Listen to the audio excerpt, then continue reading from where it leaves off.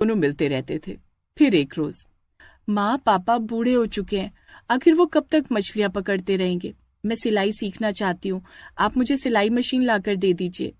बेटी, तुम अपने पिता के लिए बहुत अच्छा सोच रही हो, लेकिन सिलाई मशीन बहुत महंगी आती है।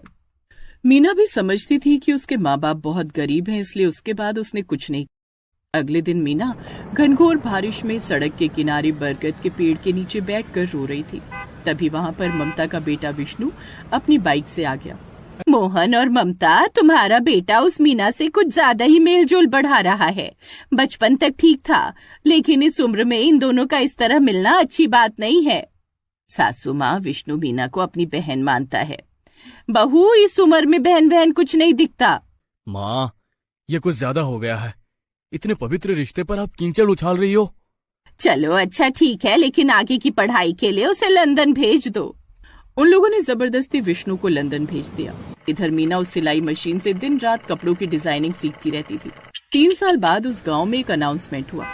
सुनो सुनो सुनो, इस गांव में बहुत बड़ा फैशन कंपटीशन होने वाला है, लेकिन याद रखना, कौन कितनी अच्छी ड्रेस बना लेता है ये इस बार नहीं देखा जाएगा।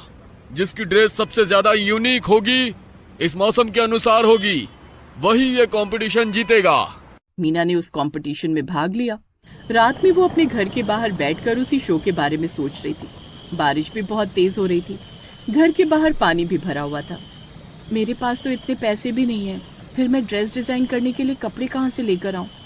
एक बार फिर से वही बड़ी मछली उसके सामने आ गई और उसकी बातें ध्यान से सुनने लगी। इस लड़की को तो मैंने ही बचाया था, इसलिए ये मेरी भी बेटी जैसी है। इसकी मदद मैं करूंगी। अगले दिन जब राजू मछली पकड़ रहा था, तब उसके जाल में लाल पीली, हरी नीली, पीली बैंगनी, हर रंग की छोटी बड़ी ढेर सारी मछलियां फंस गई। सारी रंग बिरंगी मछलियां लेकर वो घर आया, जिसे देखकर मीना को एक आइडिया आया। उन्हें सबसे यूनिक और इस मौसम के अनुसार ड्रेस चाहिए थी ना। अब देखो मैं क्या करती हूँ। मीना ने अपनी माँ की कुछ पुरानी साड़ियों से एक बहुत ही खूबसूरत ड्रेस डिजाइन की। नीले धागों से उसने उस ड्रेस पर बादल बना दिए, पानी की छोटी छोटी बूंदें भी बना दी। नीचे की तरफ उसने तालाब का चित्रण कर दिया। फिर उसी ड्रेस पर उसने सारी रंग बिरंगी मछलियां भी लगा दी। कंपटीशन वाले दिन जैसे वो रैंप वॉक पर उतरी, सारे लोग खड़े होकर तालियां बजाने लगे। मोहन, ममता और उसकी सास भी वहां मौजूद थे। सबसे पीछे चुपके से उसका भाई विष्णु भी सब देख रहा था। क्या बात है मिस मीना, आपकी ये मछली ड्रेस मुझे बहुत यूनिक लगी और इस मौसम से मैच भी कर रही है।